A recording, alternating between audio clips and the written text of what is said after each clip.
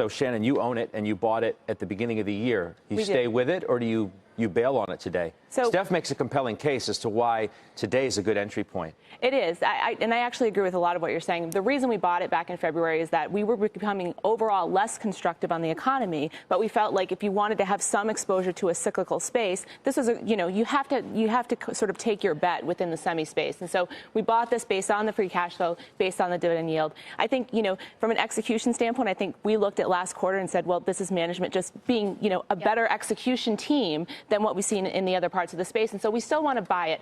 I would say, we have a full position already. We'd actually like to add to that, but we want to wait a few days to make sure that we get some of the sellers out of the market before we do that. Jim, over at Evercore ISI, we highlighted a note the other day, June 12th, right? A couple days ago. They're probably saying, we told you so. The chip space is messed up, and it's going to take longer than people think to get back on its feet to the point where it can really start performing again. Yeah. So where are we now? Well, for somebody who owns not Broadcom, but other important names in the space. Yeah, Intel and Qorvo. Intel's kind of my safer way to play it, the chipset is. But, there's some great data out there. I think we all know this. The Semiconductor Industry Association puts out monthly and quarterly figures. And when you look at the trajectory of sales over the last 6 to 9 months, what you see is that 2018 was a great year. It was up meaningfully. The fourth quarter of 2018 was flat. The first quarter sales were down 15.5%. April, which is the most recent data, down 14.5%. And yet, think about this. Semis are up on the year. You take a look at the SOX or SMH, it's up on the year. Yeah, it's been all over the place. But what that's telling me, at least, is that the market believes that this sell-off is due to inventory pull forward, inventory stuffing in the advance of tariffs. Okay, if that's the case, then we go one of two directions. We either get a China trade deal, in which case demand picks up and that inventory gets run through and we're all fine, or we don't, and the demand that we see now, down 15.5% year over year, is where we stay, and chips are in trouble. So the reason I'm pointing this out is that the market is telling us, again, through the chip space, it's telling us that it expects a China trade deal sometime soon. If not, the chips would be off far more on the year. Yeah, so the interesting point, I think Liz made a great point in raising, Amoroso, the question of whether you do so much damage and destruction from the trade war that you can't reverse it immediately. The market's got this view, and we've heard it on the desk too. You get a trade deal, market rips higher. And everything's great again, and the businesses can just snap back in ways that they've already made adjustments that they've been unsure about when there's going to be a resolution. So definitely two parts to the story. So first of all, to your point about disruptions that are already in place in the markets, companies are seriously thinking about their supply chains. And even if we do get a China trade deal, this is not going to be a quick fix and, going back to status quo, because we're hearing from companies like Ericsson, Nokia, for example, they're already thinking about relocating what's going to be sold to the U.S., what's going to be sold to, to China. So I think that damage, so to speak, is irreversible. However, if we think about a trade here, if we do get a trade deal with China or a trade detente, if we get a rollback of some of the Huawei restrictions that have been put into place, we could have a very sharp snapback in semiconductors. Case in point is this month. Semis before today were up 9.6% because the hopes for a trade deal was starting to build once again. So I would actually be looking to pick up some of the secular semiconductor stories on the pullback. I mean, we talked about cloud data center spending. We've hit a soft patch a little bit from the 50% growth rate last year, but I think that's going to start to come back up. 5G, artificial intelligence, these are all semiconductor-enabled businesses. So I would look at those names. I think that's a really great point. The volatility is not in the earnings. The volatility is in the sentiment.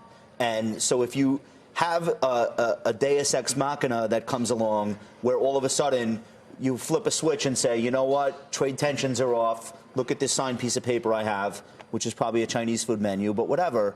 All of a sudden, it's not that the fundamentals have changed so much for these semi companies, but it's like a cloud lifting, and that reaction could be instant. It could be algorithms first, and then people coming in once they're already up 10% and taking them up 15%, even if you're including short covering. So I think that's a great point. So do you take any of what's happening in the chip space and say, you see, I thought maybe the tech trade was a little ahead of itself to begin with, and this is further evidence of that? Well, the big thing that you're seeing in tech is this bifurcation of businesses that are I would call them asset-light, recurring revenue model businesses that have not lost a step at all. They're all at all-time highs. You want to talk about ServiceNow and Workday and CRM, and I can reel off 30 of them at this point. Those stocks have not been trading on tariffs. They move a little bit with the NASDAQ, but they're doing their own thing. And then the chip stocks are right in the crosshairs. So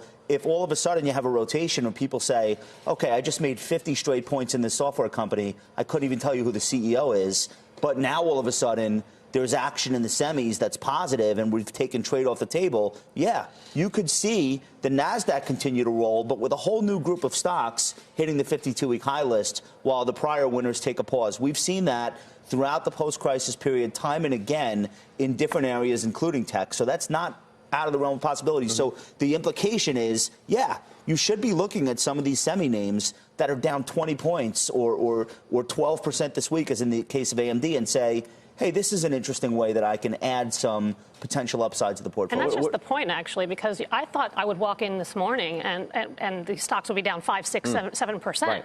And they're down. That's not pretty, right? I mean, I own a few of them. It's not 3, pretty. 4. But it's down like 2, 3, Yeah. right? And then the really secular stories, the ones that you really want to own for the long term, are down like 1%. So, you know, I think that these stocks have already had a correction. They rallied huge off the December lows, but they've already had a correction. And, yeah, maybe they're anticipating a trade deal or some sort of resolution there. Yeah. But I think the valuations are already capturing so much negativity, and the good quality companies are getting thrown out with the bad. I take your point. You look at the overall market, and you could say, on another day, boy, a company like Broadcom, which is so important, and they really cut their guidance, and the NASDAQ's down 0.5%, and the overall market isn't down all that much either. I'm wondering if it's because it seals the deal for a rate cut, and the market's taking any bit of bad news as a positive because it may not seal the deal today, but it could help, wet the envelope at least to seal it. I don't think it seals the deal for a rate cut. I still hope that the Federal Reserve watches economic data more than it watches stock movement. However, I do think maybe this is both, right? Maybe this is a further sign, and maybe the clearest one, most recently, that the trade war is having a really negative impact. Well, and what it could do is bake through into consumer sentiment, and then that becomes an economic number.